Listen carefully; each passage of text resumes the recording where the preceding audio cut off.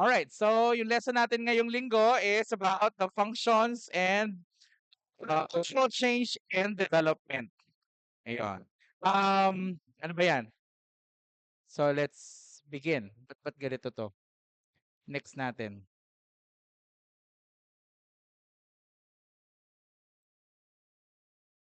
Yan. So the functions of culture is again to characterize the society. Lagi nga natin, 'di ba, yun yung definition natin ng ano ng culture. No, culture characterizes the society because culture refers to the way we understand ourselves both as individuals and as members of society. It includes our stories, the religion we are part of, the media that we consume, the rituals na tinuro sa atin at ginagawa natin, and even the language that we use itself. So, culture is very important for us to understand ourselves first bago tayo makaunawa ng ibang tao. Yan yung parang tawag natin um, yan yung parang pondo natin na we have to learn it first. We have to understand ourselves before you can understand other people, and you understand other people based on your understanding of yourself, 'di ba? Yung mga kilos, galaw ng mga tao ay inuunawa mo base doon sa meaning na in-associate mo sa tulad o kahambing na kilos na ginawa mo. 'Di ba? Halimbawa, namakyo ka, 'di ba? So, namakyo ka, pinakyo ka, yun din yung meaning mo, 'di ba? Tarantado 'to, pinakyo ko, ba't ka nasaktan? Eh, alam ko yung meaning ng pakyo, eh, 'di ba? Ginagawa ko yun, eh, 'di ba? So, you have to understand yourself in order to understand other people.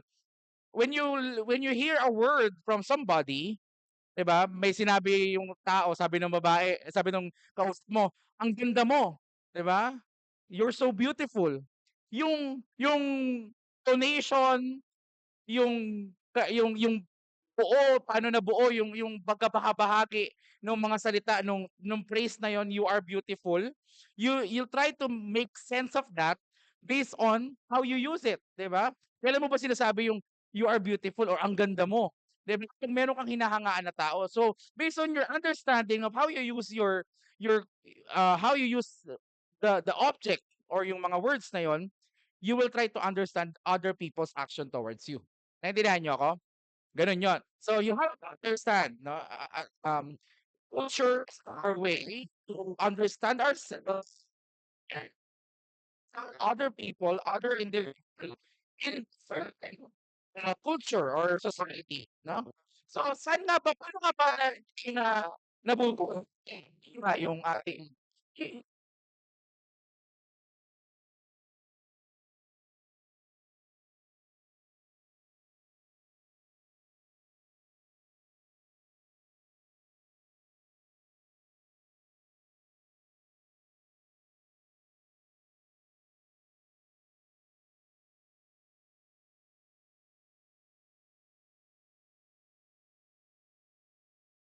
ka ng mga libro na pampatulog, 'di ba, yung mga bedtime stories. Akala mo walang epekto yun sa'yo, but your culture, what culture you have right now is affected by or influenced by the stories told to you when you are young up to this moment. Yun yung katotohanan, 'no? And as well as the religion, 'no? Yung religion, bata pa lang tayo, sinasama na tayo ng mga magulang natin sa simbahan, kung ano mang simbahan yung ating kinakaaniban, our parents probably sinasama tayo. And, sa the preachings, dun yung mga ano ba yun, yung mga misa, yung mga sermon ng pare, akala natin walang epekto yan sa'tin, pero no, it has. It has something to do with our values, 'no, the standards we are following, may kinalaman yung religion natin. Malaki yung epekto ng religion natin. Also, yan, the media. Ito yung ano ngayon, ito yung problema ngayon because the media, yung mga kabataan ngayon, especially yung internet, 'no, are very dependent sa media. Bakit? Kasi yung mga bata nung panahon dati, kami mga 90s kids, mga millennials, may time pa kami na nakakapaglaro kami sa labas. Hanggang sa ano kami, masugatan kami, manawa na lang kami. Ngayon ang kabataan, yung mga parents natin, they are so busy working, anong gagawin nila sa atin? Bibigyan nila tayo ng cellphone, And then bahala si Miss Rachel. 'Di ba, puro Cocomelon yung napapanood ng mga kabataan, puro Gabby's Toy House, yung gano'n, yung mga pinapanood natin, 'di ba? Yung media, yung YouTube, yung social media are heavily influencing the children or yung mga youth ngayon compared nung panahon namin. Kasi nung panahon namin ano, baragan talaga ng mukha, eh. Alam mo yun, yung nasa labas kami, tatakbo kami hanggang sa madapa, hangga't may muka, tatakbo kami, gano'n. Gano'n laro namin. Pero ngayon ang mga bata, ang kabataan ngayon kahit nga yung mga matanda ano, ay, medyo maano sa media. Laging media ang pinag-uusapan, media ang pinagkukuhanan ng impormasyon, 'di ba? Yung standards ng buhay, standards nila sa buhay nila ay, kinukuha nila sa media. So, malaking impluwensiya ng kultura sa atin yung media. Rituals, ano ba yung mga ritual? Rituals are how we do things, na those are the ways we do things. Bago ka matulog, meron ka munang preparation bago ka matulog. Sino rito nagsisipilyo bago matulog? 'Di ba? Yan, very good, okey yan. May nagsisipilyo, yung iba naghihilamos, yung iba nga naliligo pa, eh. Nung panahon ng pandemya, sa sobrang tindi nung takot natin sa pandemic, 'pag lumabas tayo, automatic yun bago tayo gala-gala sa loob ng bahay natin, kailangan natin maligo muna, 'di ba? Parang to disinfect ourselves, 'di ba? So, those are rituals. Yun yung mga preparations natin for something, 'no? Our actions before a certain point, a certain action, higher action or greater action katulad ng pagtulog, 'di ba? Bago ka matulog may gagawin kang ritual. Pagising mo bago ka kumilos o lumabas ng bahay ninyo, meron kang ritual, 'di ba? Kumakain, naliligo, 'yan and so on. Marami kang ritual. 'Pag pumunta ka ng simbahan, 'pag kita ka sa taong mahal mo, 'di ba? Sa taong nililigawan ka sa crush mo, 'di ba may preparation ka? Even before you consume media, meron kang rituals. Alam niyo ba yung panonood ng sine? Sino rito yung nakapanood na ng sine? Taas kamay, nakapanood ng sine, yan. There are rituals before you watch a sine, no, a theater. Ano 'yon? You're preparing yourselves na manood ng sine. You buy popcorns, 'di ba? Bibili ka ba ng popcorn ng kalagitnaan ng sine? Hindi. Iihi ka nga, eh, before ka pumasok ng sinehan. Kasi ayaw mong maistorbo yung panonood mo ng sine. Those are rituals, no, before you consume the media. Malaking bagay 'yon. Kaya nga iba pa rin yung panonood sa sinehan kumpara sa panonood sa mga social sa cellphone natin, no? Ibig sabihin rituals are activities that we do, no, in preparation for something bigger event. And even the language itself, no, yung kultura natin, kailangan nating unawain yung lengguwahe natin kasi pagka hindi mo alam yung lengguwahe mo, hindi mo kayang i-consume yung o unawain o intindihin yung ibang kultura. Now, it is critical to understand that the term culture does not describe a singular fixed entity. Na hindi siya standard na definition. Instead, it is a useful, heuristic, or way of thinking. Ang kultura, isipin ninyo ngayon bilang isa siyang pamamaraan ng pag-iisip, way of thinking, no? Way of thinking that can be very productive in understanding behavior. Bawat kilos o galaw ng tao ay meron siyang dahilan bakit niya yon ikinilos. Gano'n mo dapat isipin yung kultura. The reason why somebody have done that, is because of his or her culture. Tandaan niyo yon. Logical ang tao. Ang tao may pag-iisip. So, kaya niya nagawa yung gano'ng bagay dahil meron siyang kultura. Dahil meron siyang istorya, relihiyon, media na kinonsumo, lengguwaheng ginagamit, 'no, at mga ritual na ginagawa. So, gano'n yung pag-iisip ninyo. Kaya niya ginawa yun. Hindi tayo addict dito na trip mo lang, 'no? Trip mo lang yung ginagawa ng tao. Kayo bilang mga human resource managers pagka-graduate ninyo, kailangan niyong maunawaan yun na yung tao na inyong, mina-manage, whatever they do, they have reasons why they have done that. Tandaan niyo, 'no, hindi sila yung parang walang utak. So you have to understand that they are logical. So the logic behind their doing is because they have culture. No, probably there is part of culture na nag-iimpakt sa kanila kaya As a student of the social sciences, you should think of the word culture as a conceptual tool. Kaya sa way of thinking kasi isa siyang concept paraan ng pag-iisip rather than as a uniform static definition. Culture necessarily changes and is changed by a variety of interactions with individuals, media, and technology, just to name a few. No? Ang kultura, kaya nga lagi ko sinasabi, ang tao bilog. No? Hindi bilog dahil mataba siya. Ang tao ay bilog kasi ganito siya ngayon, may pag-asa siyang magbago. No matter how evil a person is, may pag-asa pa siyang umunlad. No? It's either lalo siya maging masama o kaya bumuti siya. Naintindihan niyo? So, wag niyong takasan yung pag-iisip na gano'n na, "Ay ganyan na talaga 'yan." No, yung taong 'yan ganyan na talaga 'yan, hindi gano'n. Kasi ang tao puwedeng magbago. Ano yung kailangan gawin? Ano lang kailangan? It is it's shaped by variety of interaction. Kailangan mo lang ng sapat na interaction dun sa tao na yun. Tamang interaction, tamang tao na kaka-interact-an 'no, makakausap, 'no, 'yan. O kaya kahit hindi interactions, kahit hindi kahit, sabihin natin not interactions with people, puwedeng encounters yung tawag namin, the term is encounter, encounter to media, 'no? Basahin siya ng libro, in-open mo siya ng mga mga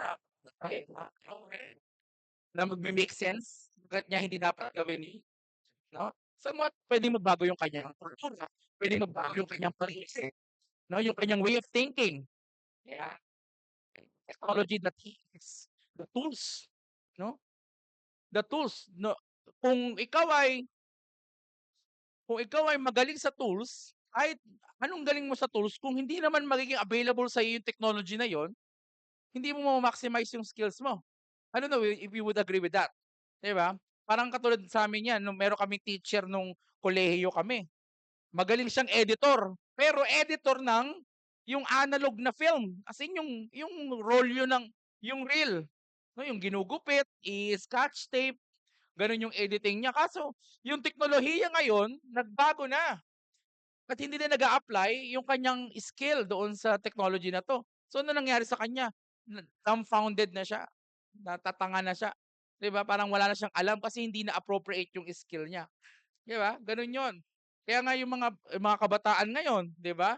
Yung mga kabataan ngayon parang ang tingin nila sa mga matatanda, mga ano, mga mas magaling sila, yung mga kabataan. Ba't nga ba sila feeling nila mas magaling sila? Because they can navigate better than these millennials, then these boomers, 'no, itong mga generation na mas matatanda.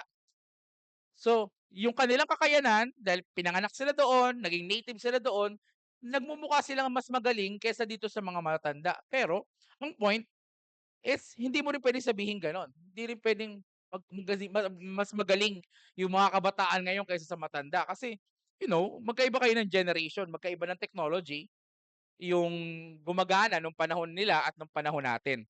So ayun, let's dive more deeper, into these topics. Yan, sabi, culture needs to be changed, no? Yan. Culture necessarily changes. Ang kultura ay kailangang magbago. Yun yung point. Okay?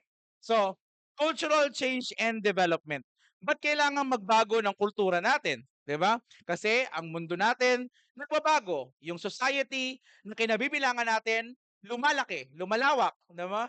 Habang tumatanda tayo, we go to wider or greater and greater society. 'Di ba? Nung kayo ay bata, ang kasama ninyo, parents niyo lang, magulang ninyo, nanay, tatay ninyo, pamilya ninyo, nung kayo'y lumaki-laki ng konti, naging kindergarten na kayo, 'di ba? Kindergarten, siguro mga 40 kayong mga bata do'n. Pagdating ng elementarya, 'di ba, mas malaki na yung elementarya kaysa sa kindergarten, yung elementary school. Then pagdating ng high school, and then kolehiyo, 'di ba? Isipin niyo yung dami ng mga tao sa pamantasang ito, 'di ba?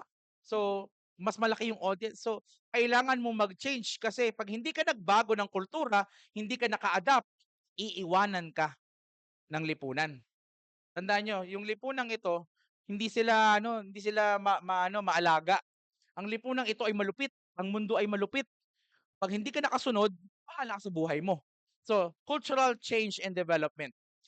Ano ba muna yung definition of cultural change or development? Cultural change is a concept that denotes some internal and external factors leading to change in the cultural patterns of societies. So yan daw ay konsepto no nagsasabi na ang pagbabago ng kultura no yung mga meaning ng symbols, the language that you learned, the artifacts that you have, the meaning you associate to those objects, the values you learn, and the norms that somewhat prohibits you or makes you free ay nagbabago based on internal or due to internal or external factors. Na pwedeng ikaw bilang tao, may dahilan ka kaya nagbago yung meaning mo sa mga bagay, no? O kaya yung paligid mo nag-utos sa'yo na mula ngayon ito na yung meaning nito, hindi na itong nakagawian mo. Naintindihan niyo? So, pwedeng magbago kasi 'yon. So, it can be material. Ano? The change, the cultural change can be material, yan, yung mga nahahawakan, no? As well as non-material in nature. Cultural change may come from many sources, but most of them comes through contact with other culture, inventions, and internal adjustments of culture. So, yung cultural change daw pwedeng material, yung bagay na hawak mo, yung gusto mo dati, di ba ang sanggol, anong gusto niya palagi? Dede, di ba? Yung dede, tanong mo sa bata, di ba? Anong paborito mong bagay? Dede. Si dede yung gusto niya eh, di ba? Pag tumanda ka na, dede pa rin. Hindi, joke lang. Biro lang. Uy, meron buti na lang 'di nag-gets ng lahat. Pero yun nga, so nagbabago na nga lang, 'di na nga lang bote ngayon. And bastos. Anyway, 'di ko alam paano ko ano, eh, babawiin. Anyway, so it came from many sources. Yung pagbabago na yun puwedeng marami 'no, most of them comes from contact with other culture. You have to understand, everyone, you have to understand that you as an individual is an entity of a culture. You are an entity, you are your own culture. Ikaw mismo, meron kang mga simbolo, may lingwahe ka, may values ka, mayroon kang artifacts, and meron kang norms. As you meet other people, you also meet other culture.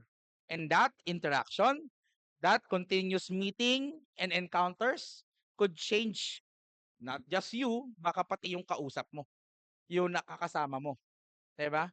Pero yung konsepto ng ano, yung gay lingo, no, yung gay 'di ba? Pagka nung hindi ka pa nakakasama, wala ka pang kaibigang thing, 'di ba? 'Di mo gaano maintindihan yung gay lingo, pero nung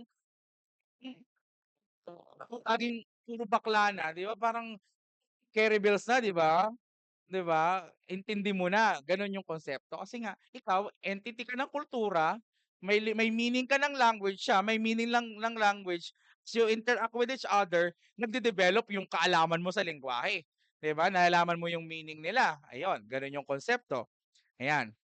So, as you interact, as you have contact with other culture, with other people, saan mo magde-develop yung lumayabong yung kaalaman mo sa lengguwahe, yung meaning mo sa symbols, alam mo yun? Puwede pala yun, puwede palang may madagdag na meaning doon.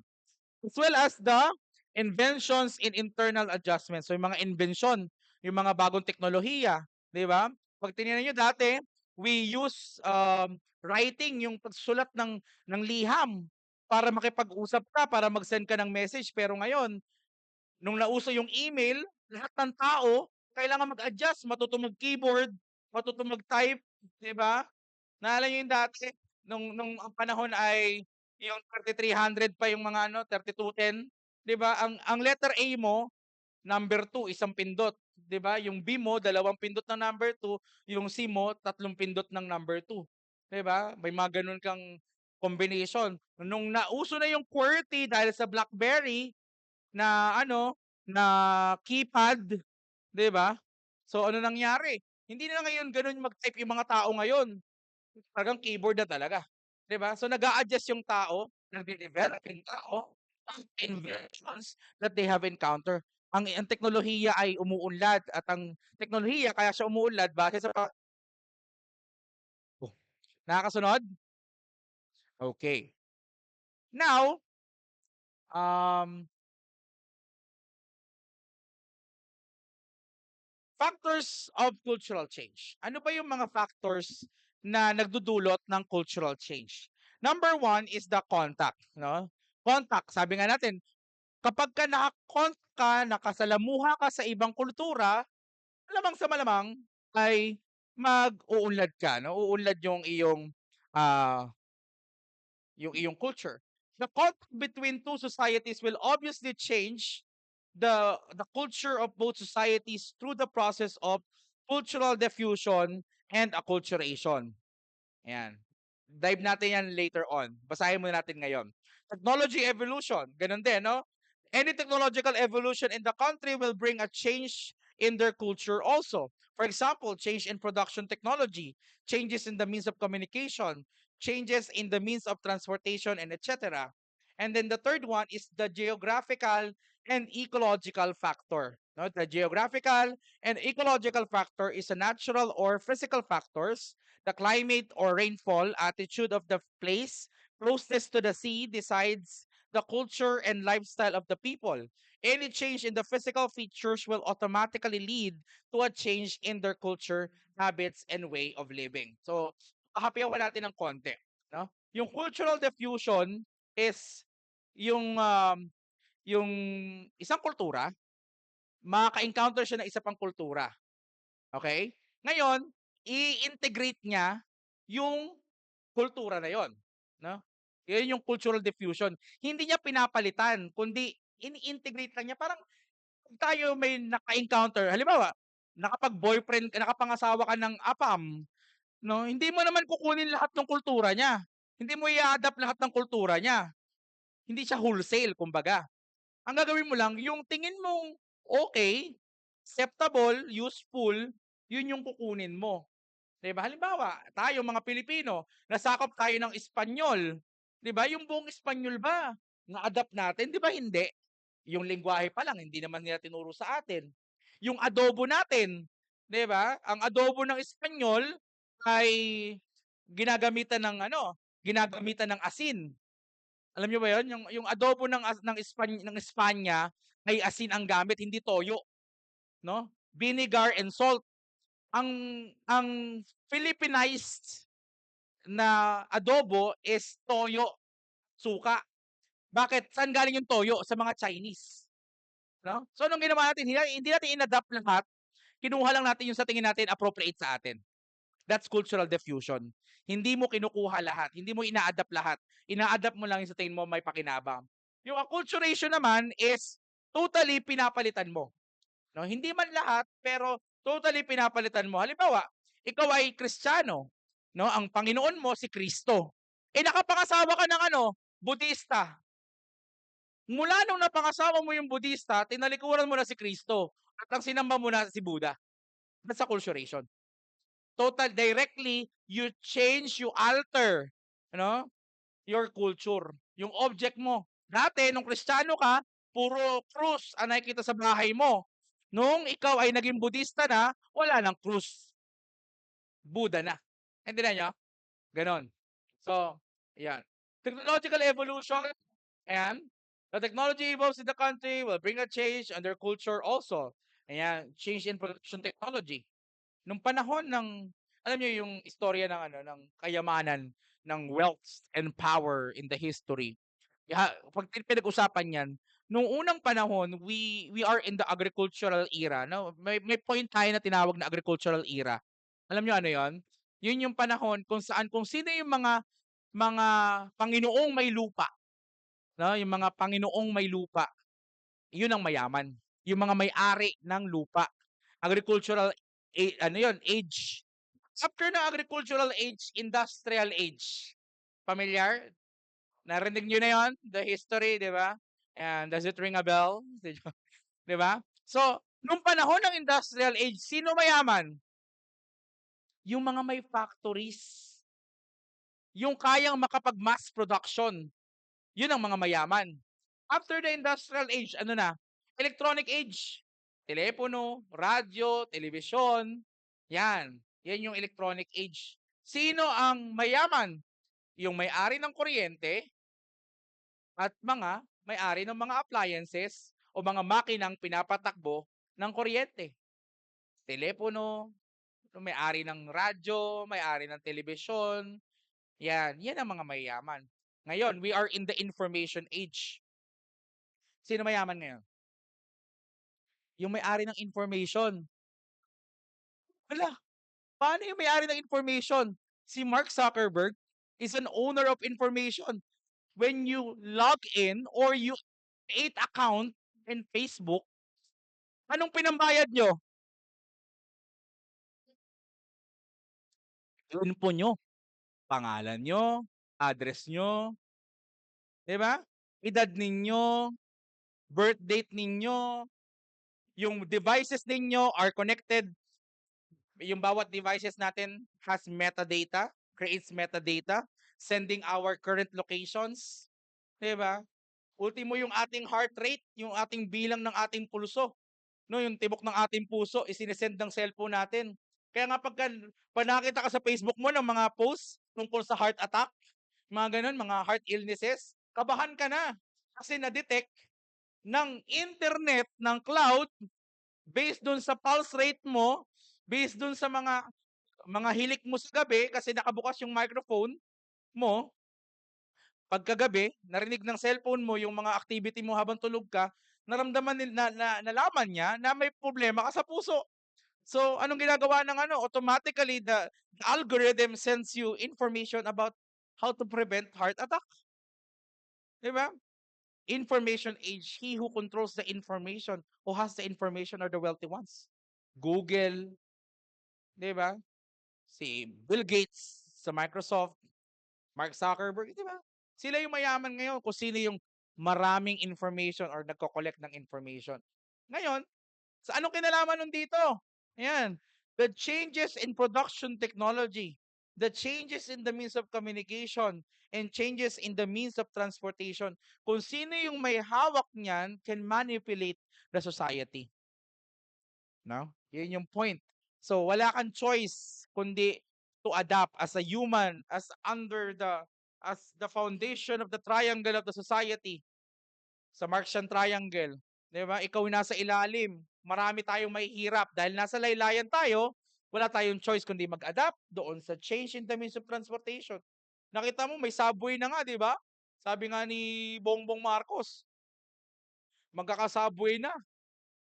Sabi naman ni Bitoy, kung sino ang nag-isip ng subway na yan ay bobo! 'Di ba? Alam niyo ba yun sa bubble gut? Baha ng araw eh, 'di ba? Ayan. Di nyo ba na-realize na kaya kaya pinag-uusapan ngayon yung flood control project? Kasi ibubuksan na yung subway by next year, 'di ba? O kung babaha at may subway next year, posibilidad nga na lumubog yung subway, 'di ba? So, kaya sabi ni Bongbong Marcos,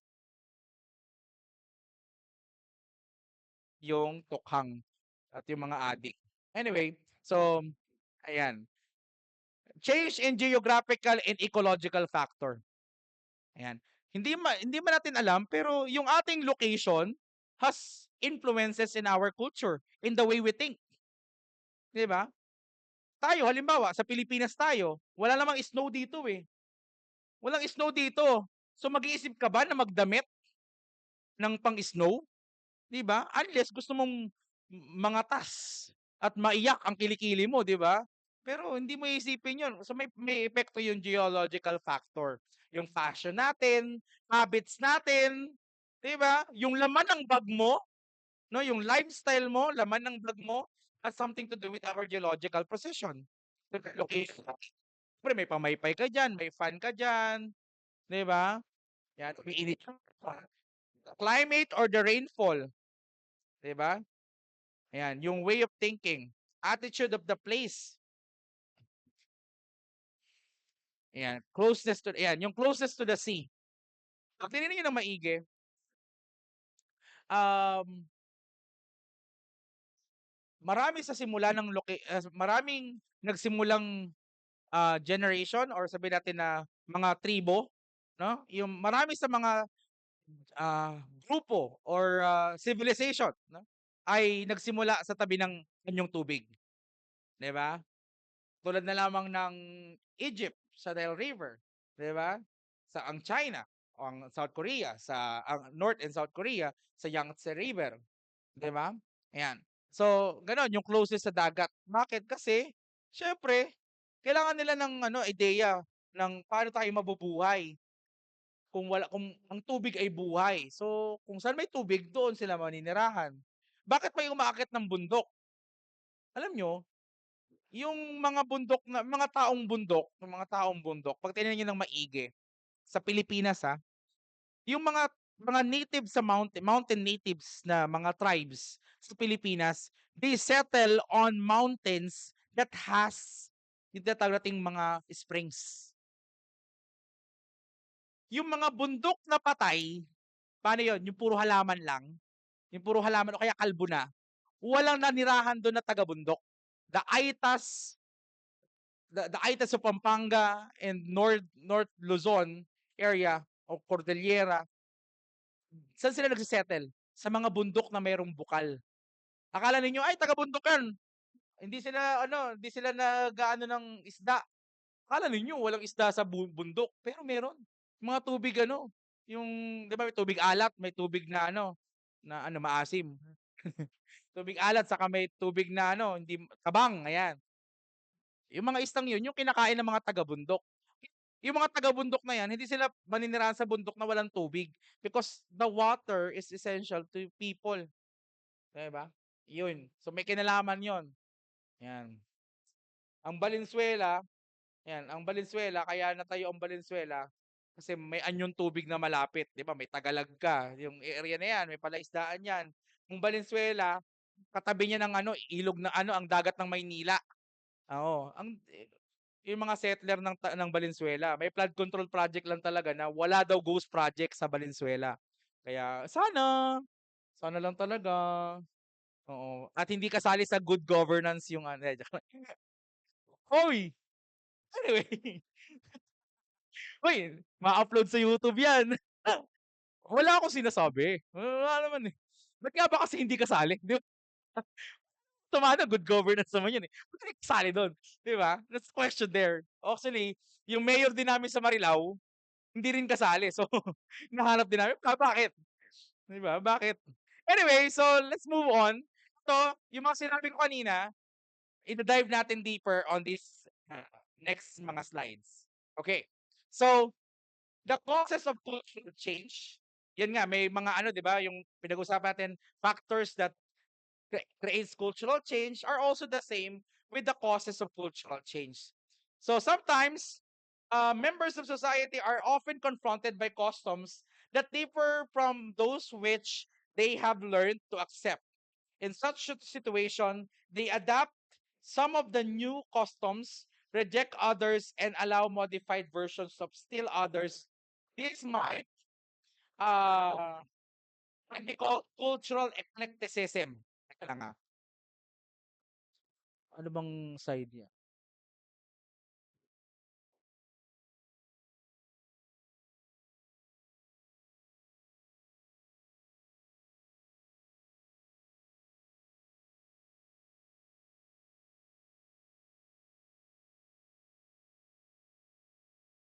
Okay. So, ayan, in society, people encounter customs, ideas, or practices from other groups through migration, ayan, trade media, or even travel. When this happens, individuals don't just copy everything wholesale. Instead, they select, modify, and mix, creating that what we call cultural eclecticism. So, yung diffusion, teka lang, linawin natin yung sa diffusion. Ang cultural diffusion is the spread of one cultural practice, beliefs, and or items like food, music, or tools.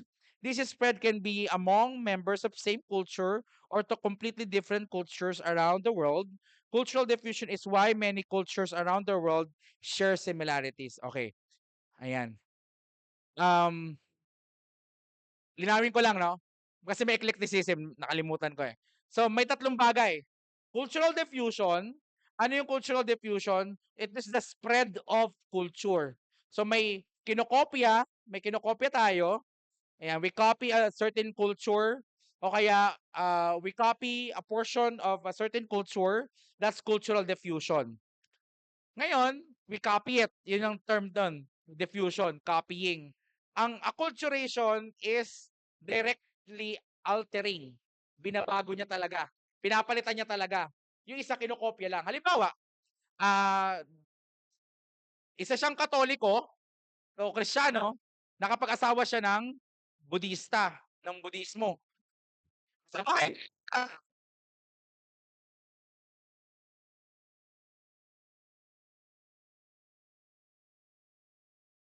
nagko-coexist yung mga symbols, nagko-coexist yung mga literature, language, yan.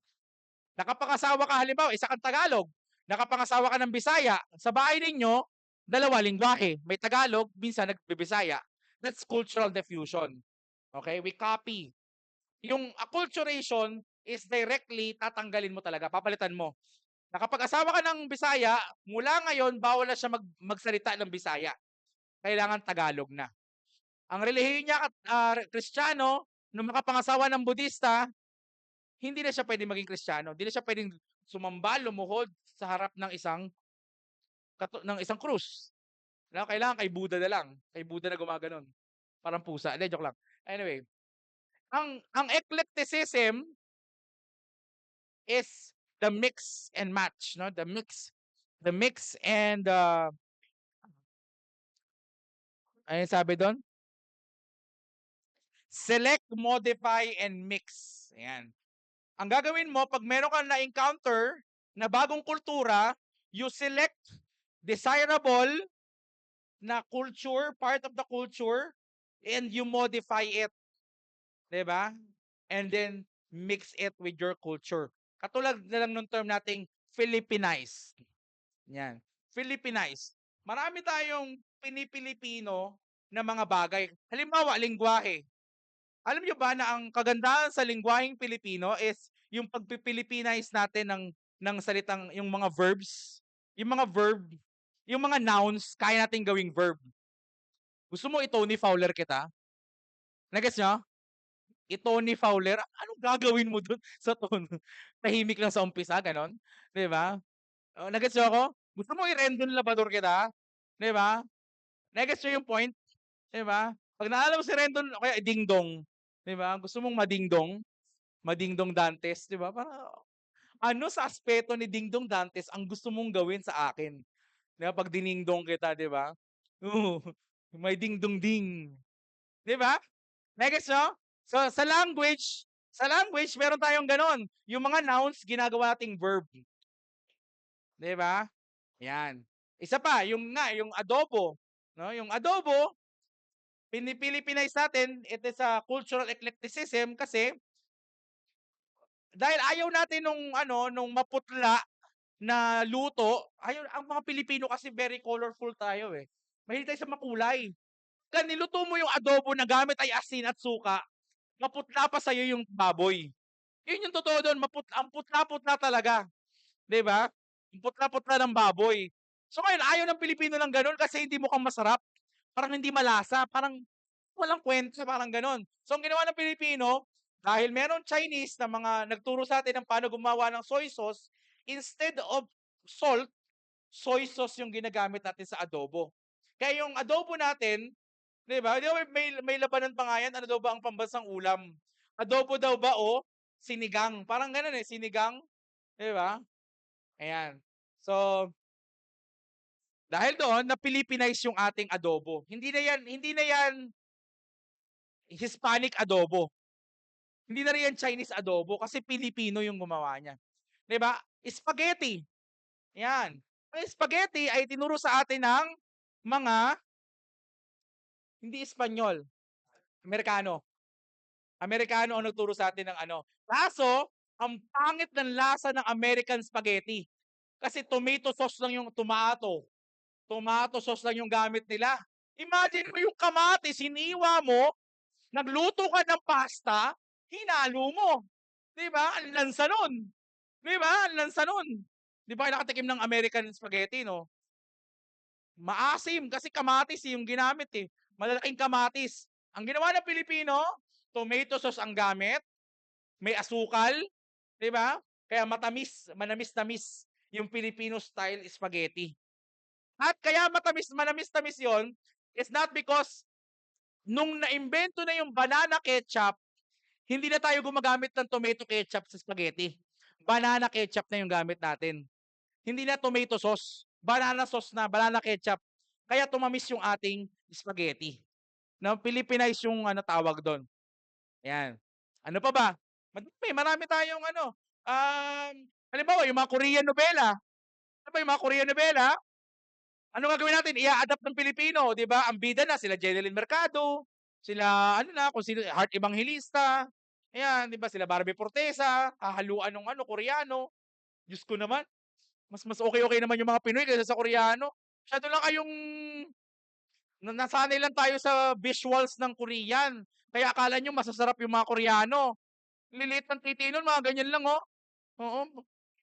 Ang pinakamahabang titi ng Korean, parang 4 inches lang. Diyos ko, saan yun? Di ba? Ang Pinoy, nasa 5.5. Kaya, yan. Kesa naman yung mga Congo, no? Yung mga BBC, oh. Diyos ko, kabaliw. Pag mo, no, lumabas sa bibig mo, sobrang haba.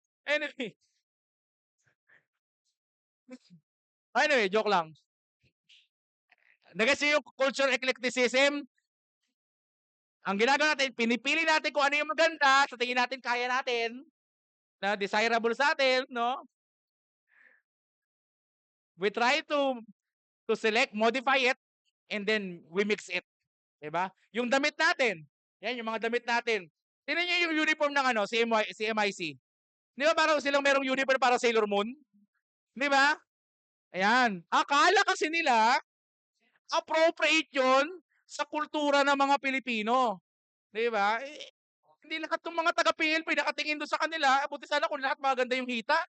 Yung iba naman parang mga galisin. 'Di ba? Okay lang yung kanilang uniform doon sa mga magaganda yung legs. Yung mga iba parang pinagtripan ng aso eh. 'Di ba? So, ayan. Pero okay, well, that's a uniform. So wala tayong magawa doon. Ayan. Sa PLB yan. Sa PLB. Mas okay na nga yung mas mahaba-haba yung mga taga-PLB magdamit. Sa PUP, meron kami meron kami yung mga kami sa COC, naka-high-tech short eh. Sabi ko, high-tech short lang kaya pag lalaki ba? Kasi hindi naman naka-high-tech. May kamyas. Bakit may kamyas? Nagagamot. Anyway, biro lang pinapatawa ko lang kayo, baka nakalagay na naman sa evaluation ko. Okay sana magturo, bastos lang. I'm just real. Anyway, ayan, tama siya. So another new customs and practice are likely to be more readily adopted under two condition. Natin inaangkop or sineselect, modify, and mix other people's culture to our culture. Kailan natin to minimix? Halimbawa, meron kang kultura, di ba tayo nga ay kultura. May nakilala tayo, di ba? Somewhat, inuusisa natin yung kanyang kultura, yung kanyang pagkatao, kukunin natin kung ano yung pwedeng gayahin. Next yun, the idea of idols. Di ba, lahat tayo may idolo. Do you agree with that? Meron kayong idolo.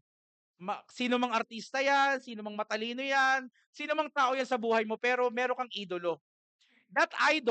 Yung idol mo na yon, uusisain mo yung kultura niya. And little by little, ginagaya mo siya. Little by little, ginagaya mo siya. Bakit?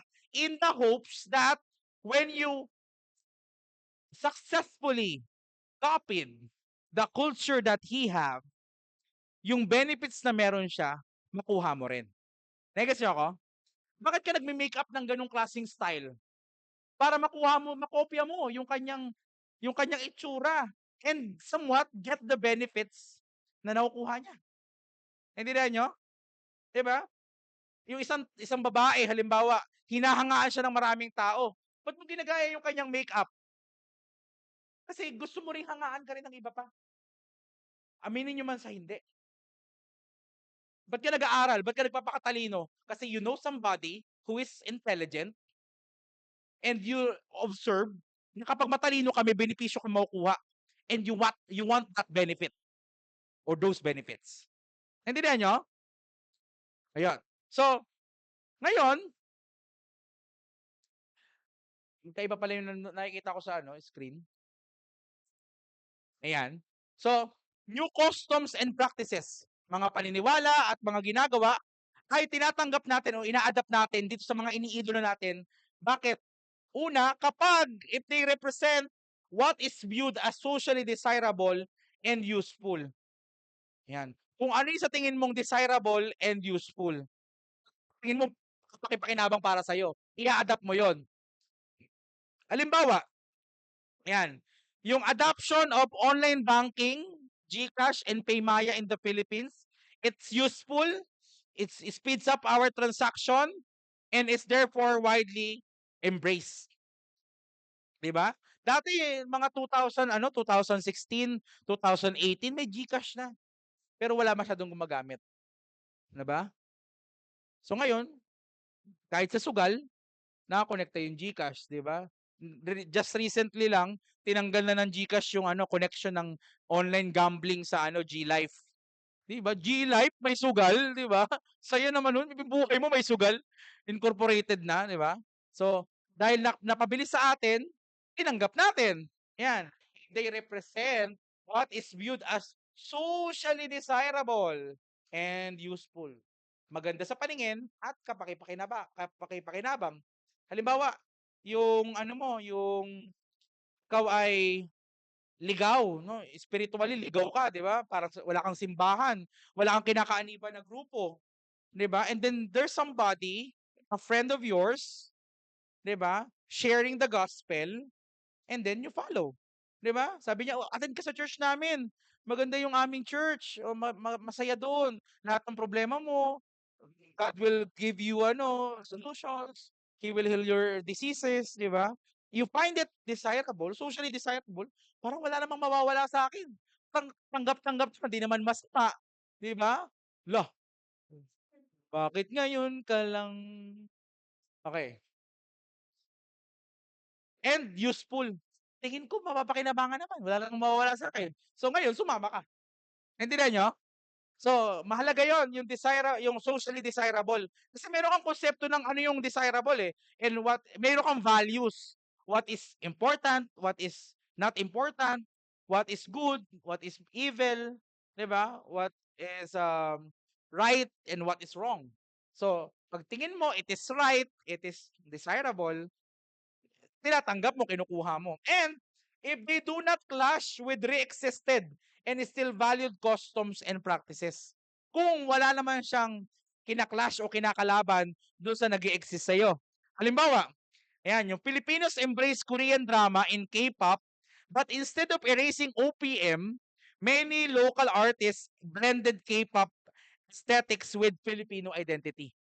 'Di ba? Instead, 'di ba, alam mo 'yun, nauso sa atin yung Korean novela. Anong ginawa ngayon 'pag nanood ka ng mga telenobela ngayon, medyo may touch na ng may touch na ng Korean nobela. Sa technical sa technical aspect 'no, as a communication major, broadcasting major, nung panahon nila Dolphy, 'yan, panahon nila, yung mga Dolphy 'yan, mga edad na 'yan, mga 90s na mga pelikula at mga telenobela hanggang early 2000 hanggang 2010. Ang production napakaliwanag, ilaw lahat, ilaw lahat as in floodlight, talagang yung yung puti na LED na LED light yung masakit sa mata, yung parang ilaw ng kotse, yan yung mga ilaw ng set, yan ang ilaw ng set. Ang tawag diyan is hard light, parang spotlight yung itsura. no? Sobrang liwanag. Ayun. Nung nauso yung Korean novela at tinangkilik ng mga Pilipino yung Korean novela, would you believe, yung mga production houses ngayon, they invest on soft light na tinatawag. Yung mga ilaw ngayon, hindi na direktang tumatama sa karakter, kundi meron ng umbrella na ginagamit. So bakit gano'n? Para magkaroon ng soft touch, yung parang softness. 'Di ba parang ang kinis ng mukha, yung gano'n. Tignan mo yung mga palabas dati, Bakekang, Betty La Fea. Naabutan niyo yun, Bakekang? Alam ko naabutan niyo yan probably, sila Sunshine Dizon, yan. Yun yung mga itsurahan, pero ngayon hindi na. Ultimo yung pangit ngayon, hindi mukhang pangit, 'di ba? Mahirap ka mahirap na babae, Catherine Bernardo. Mukha bang mahirap? Napakaganda namang mahirap niyan. Ba't naman ako mahirap din, hindi naman ganyan, 'di ba? So, bakit gano'n? Kasi yung incorporation ng soft light sa production, kinuha natin yun sa Korean nobela. Kasi ang Korean nobela puro gano'n. Ang liwanag, laging ano lang, soft lang. Ang makeup, heavy. Yan. Bakit? Kasi they do not clash with the existing culture, no? Still valued customs and practices. Halimbawa, yung sa inyo. Halimbawa, kayo ano, Katoliko lahat.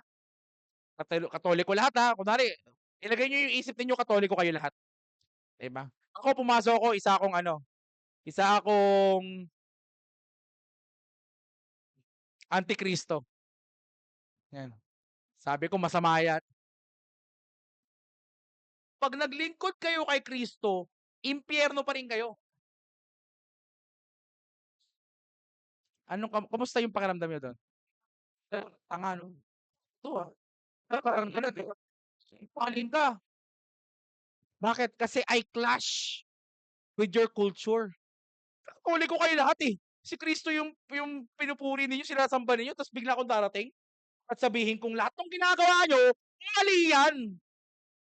Di ba? It clashes. So ano gagawin ninyo? Hindi nyo tatanggapin yon. Kaya nga nagkakaproblema sa reliyon eh. Kaya nga may mga tao na hirap ma-share ng gospel. Kasi yung approach ng pag-share ng gospel sometimes clashing with your religion. Di ba? Yung mama mo, na mahal mo, your mama so fat, di ba? Di ba di ka natuwa sa joke ngayon? Kasi mahal na mahal mo mama mo eh. Tapos gagaguhin mo lang, di ba? Sino ka? Negets ako? So we accept only things that doesn't clash our existing culture. Understood? Naunawaan, nakasunod? Ayan, sige. Sobra no, naging antikristo pa ako bigla. Sorry po Lord. Anyway, the cause of cultural change is the change in culture are always superimposed on existing culture, especially during cultural contact. Nagkakaroon ng banggaan ng kultura every time may contact. Na halimbawa, magjowa kayo, di ba? Laging may banggaan yan. Kailangan may dominante sa ating dalawa. Hindi pwedeng pareho tayong dominante. Kailangan may isang tagasunod at may isang sinusunod. Tandaan nyo yun. Ganun lang yun. Sabi nga, ang magnanakaw, kaya may magnanakaw kasi may nagpapanakaw. Ganun talaga. Kasi nga, culture are always superimposed. So, cultural change are rarely clean slate. It's usually layered on top of existing traditions. So, hindi siya palitan, kundi, it's a layered. Ibig sabihin, ang, ang gusto mangyari, halimbawa, ikaw yung tatay, may pamilya ka na, may pamilya ka na, may mga anak ka na. Ang gusto mo mangyari, dahil ikaw yung tatay, ikaw yung masunod. Yung kultura mo, simbolismo mo, values mo, norms mo, lahat yan, yung components of culture mo, dapat sundin ng mga underlings mo, ng asawa mo, ng mga anak mo. Kaya siya tinatawag na, it's not a clean slate. Hindi niya totally, pinapalitan, kundi it's layered on top of existing tradition. Colonization is a clear example. Spanish Catholic practices were superimposed on indigenous rituals. Diba? For instance, fiesta traditions in the Philippines mix indigenous animistic rituals like the harvest festivals, no, ancestor veneration with Catholic saints feast days. Anong ginawa nila? To superimpose it, ini-incorporate nila na, alam niyo ba yung kwento ng Santo Niño? Yan, kwento ng Santo Niño. This is true thing. Santo Niño, ang unang relika o kaya ay poon na ipinasok sa bansang Pilipinas. How was that? Why was that? Nung dumating sila, pangalan nun, Villegas sa Pilipinas at nakipag-kita, nakita nila na yung mga Pilipino ay ornamented ng ano, ng ultimo yung mga liit natin, yung lalaki. At yung ginto natin are finest in the world. Bakit? Kasi kaya mo siyang hulmahin gamit lamang yung kuko at ipin. Ang ginto, habang lumalambot, puro. Naging mas puro siya. Ang 24 karat gold ay mas malambot kaysa sa 18 karat o kaya yung 7 karat. Kasi meron siya, hindi yung purity niya. So, ang puro ng ginto ng Pilipinas, yun yung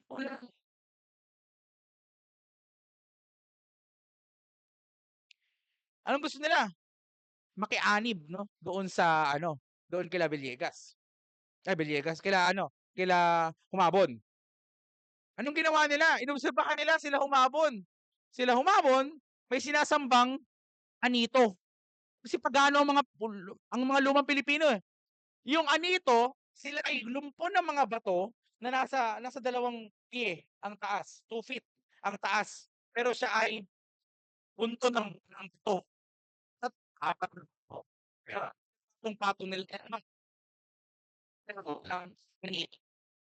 Kaya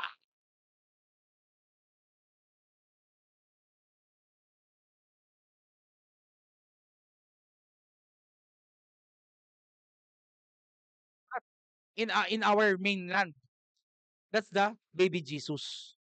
Magkasing laki, mas maganda yung itsura. 'Di ba?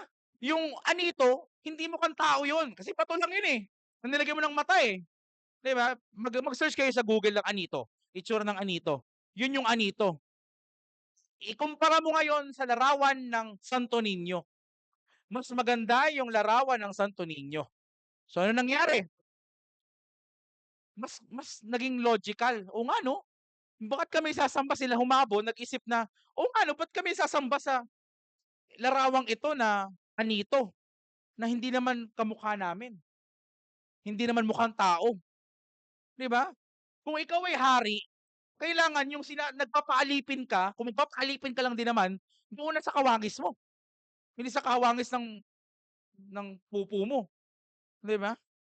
Naintindihan niyo ako? So dahil doon, pinasok yung Santo Niño sa atin. Saan pinaka-sine-celebrate ang Santo Niño? Sa Cebu, Ati-Atihan, 'di ba? Yun yung dahilan.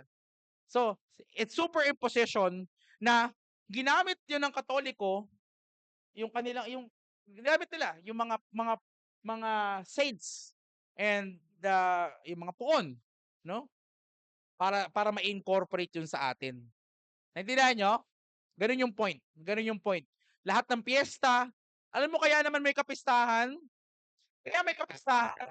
Kasi,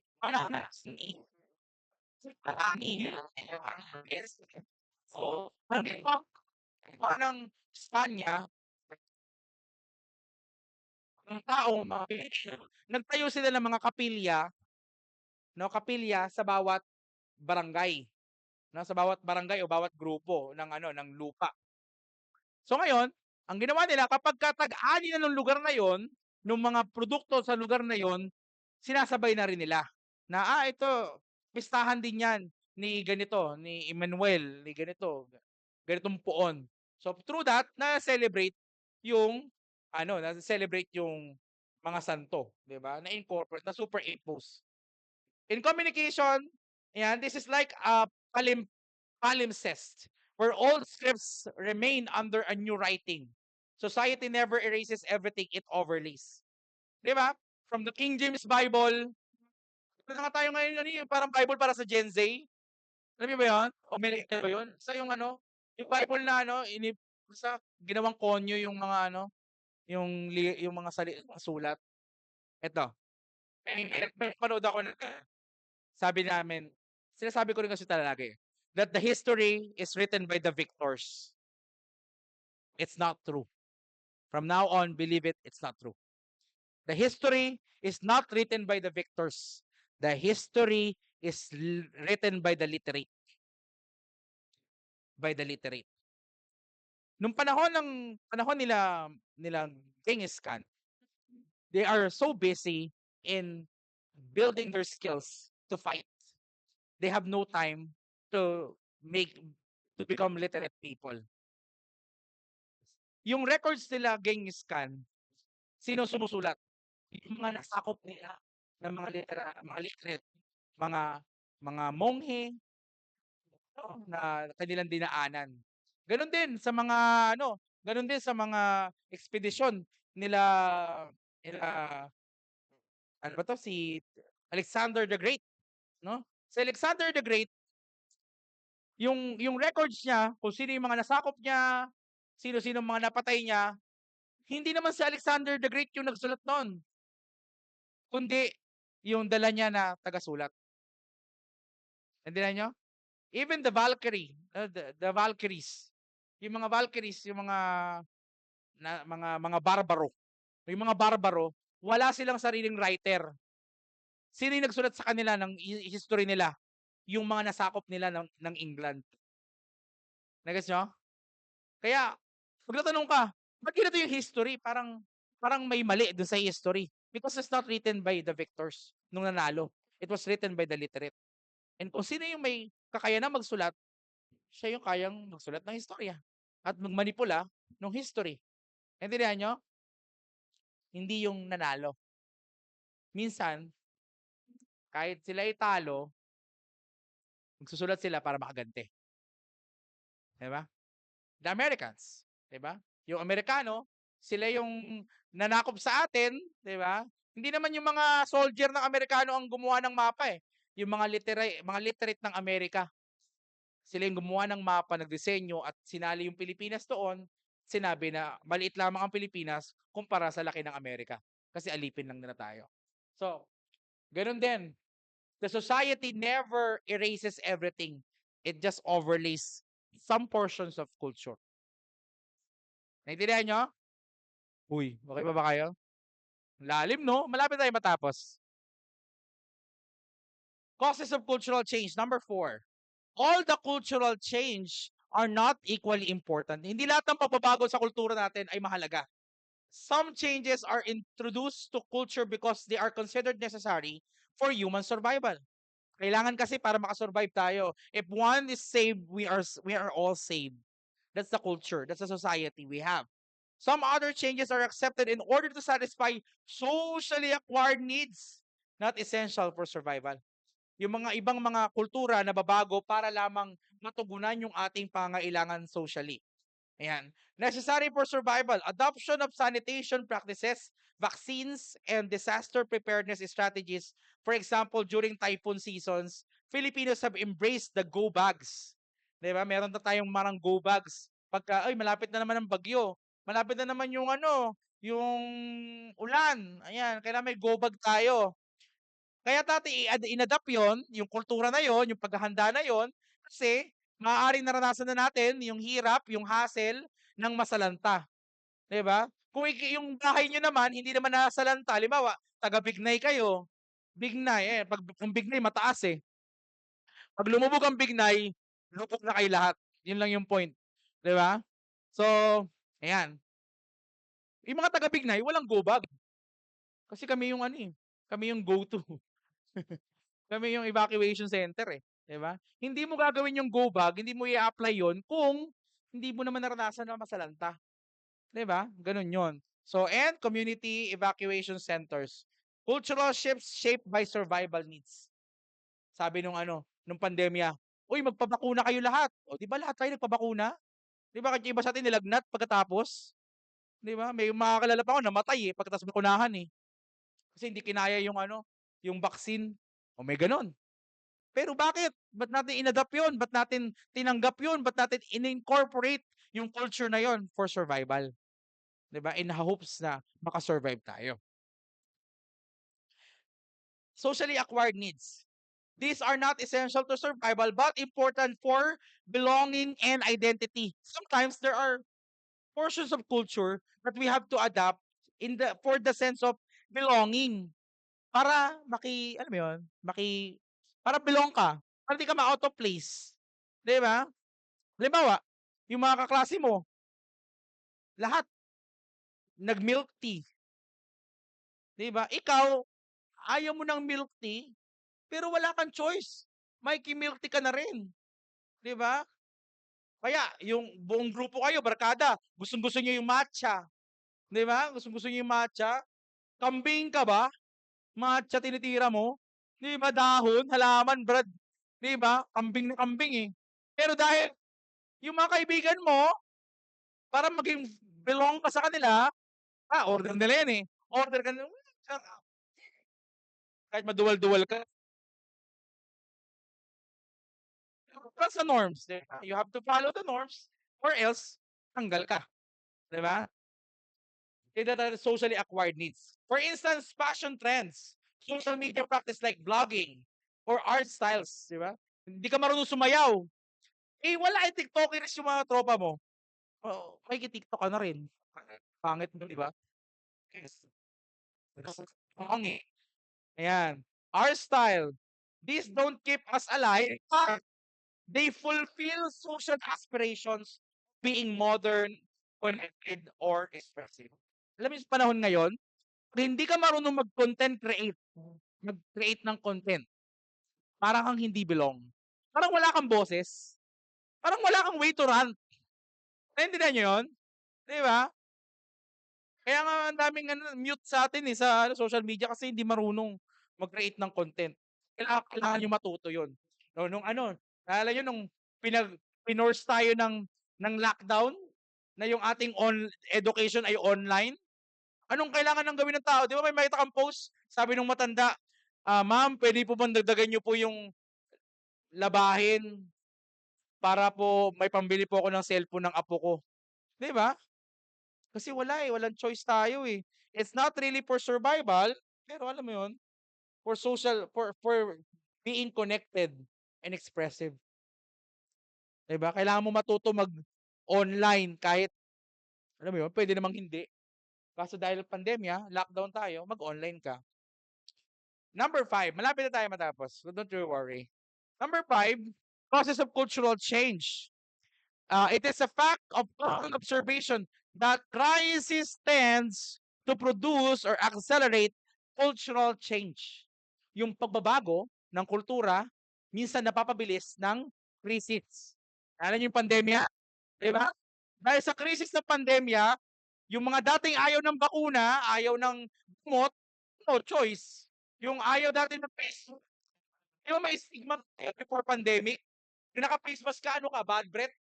O kaya bulok yung ipin, di ba? Basta, may sakit. Di ba, malapit ka nang mamatay. Ba't ka naka-face mask? Malapit ka nang mamatay, no? Di ba? Ginaganon mo yung kakilala mo. Pero dahil sa pandemya, naka-face mask ka na, face shield ka pa. Di ba? Pucha, ano yun? Parang wala naman pakinabang yung face shield eh, di ba? Weird. Kaya sabi ni Vice Ganda, parang naglaruan lang siya nung panahon na yun. So, if the changes are accepted once due to the crisis, they tend to persist. For example, women were included in military during the Second World War, and even now they continue to be there. Ayan, nasa crisis. Yung mga babae dapat hindi kasali sa gera, pero sinasali sa gera. So, crisis often accelerate cultural change because necessity forces adaptation. When World War II brought women into the workforce and military in many societies, the temporary change persisted into modern gender roles. Yan. Online classes and remote work were rapidly adopted before the pandemic. Any resisted digital education during the crisis, it became a survival mechanism. Now, if pandemic, hybrid learning and work from home setups persist. Di ba? Sipin nyo yun? Nung panahon na before pandemic, ako yan, workforce kami yan eh. Hindi magets ng HR namin bakit kailangan kaming mag-overtime nang wala sa opisina. Kasi production kami. Ano, sabihin namin, kailangan po ba naming mag-login, mag-biometrics muna bago pumunta sa shoot? O pwedeng hindi na kami mag-biometrics bago pumunta ng shoot? Pwede na kami dumirekta sa shoot. Ang sagot ng HR, no, biometrics po muna. Yung event is, ano mo pa ay alas 5 ng umaga. Di ba? Hindi, pumunta ka alas 5 ng umaga sa opisina at mag-bandi and then go. Ganun kami. Kasi production, ano yung fun run? Halimbawa, nagko-cover kami ng events. Katulad ng fun run. Yung fun run, alas 3 ng umaga yung ano yan, yung gunshot. Alas 3 ng madaling araw.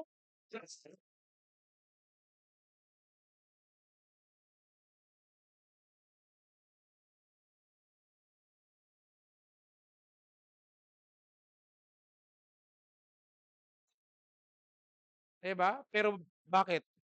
Pwede ba yun? Hindi dapat gano'n. Kasi unang-una, yung expertise namin, yung editing skills namin, yung writing skills namin, yung isip ng AI namin, hindi naman nagsisimula sa candy. Ano yun? Default face ka. Lakad lang kaya mong gawin, di ba? Tapos saka ka papasok sa bandy clock. Pag bandy mo sa lang gagana utak mo, pwede ba yun? Hindi, di ba?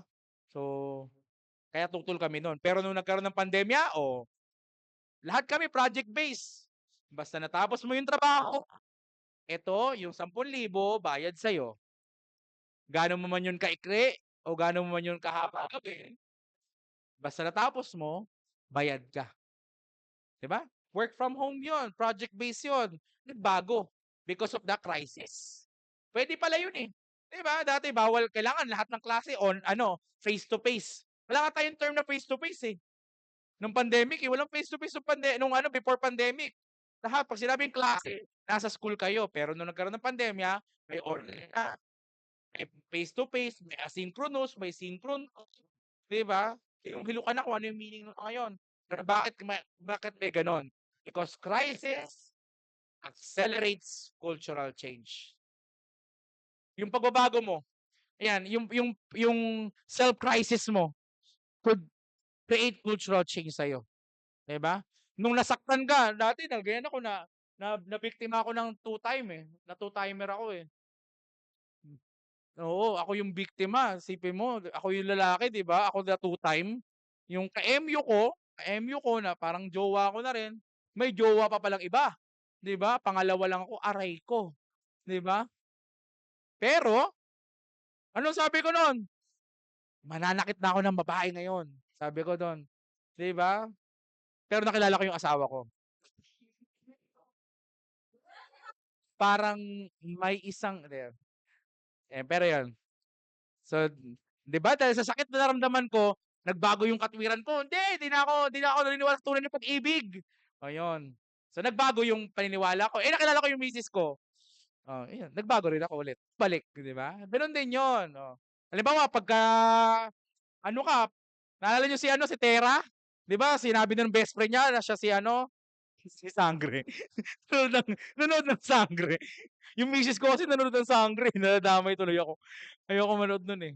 'Di ba sa sobrang galit niya, pinagsabi niya na si Sangre ay si Tera, 'di ba?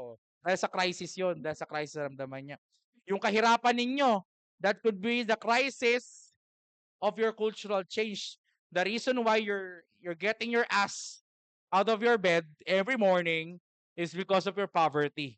Mahirap ako, ayoko ng ganito. 'Di ba? Gusto ko ng masarap na ulam. Kaya mag-aaral ako ng maigi. Okay? So, okay rin 'yan. Alam niyo yung mga krisis na nararamdaman ninyo, yung mga challenges na nararamdaman ninyo, i-integrate niyo 'yan sa buhay ninyo. Kaya kayo may challenges para lumakas kayo. What doesn't kill you makes you gano'n 'yan. So, pagka nagpatalo kayo diyan, wala, talo talaga kayo. Pero pagka iniisip niyo na, "Kaya ko 'to at magagawan ko 'to ng paraan," katulad ng mga naunang mga challenges na naranasan ko, kaya ko ulit ito. 'Di ba? Lalo kang lalakas, 'di ba? Gano'n yung point. Kaya huwag kayong magpapagupo sa mga problema, 'di ba? Okey? 'Yan. Okay, resources na, ayan. And our resources as the cultural society, ayan. And I'll stop the recording here. Sana meron kayong natutunan.